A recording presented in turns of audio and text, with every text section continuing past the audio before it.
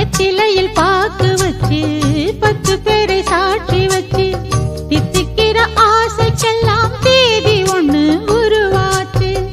அக்னிய சாட்சி வச்சு கைவிரலை சேர்த்து வச்சு இன்பம் துன்பம் இரண்டிலுமே இணைந்திருக்க முடிவாச்சு.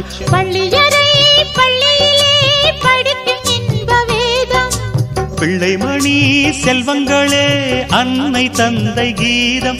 இது பழங்கால பாதை ஒரு சுக வாழ்வின் கீதை. 7 ஜென்ம பந்தம் மனைவி என்பது இதில் நீ வேறு நான் வேறு யார் சொன்னது. கல்யாணமே ஒரு தெய்வீகமே சம்சாரமே அதன் சந்தோஷமே ஒரு வானும் நிலவும் பிரிந்து வாழுமா.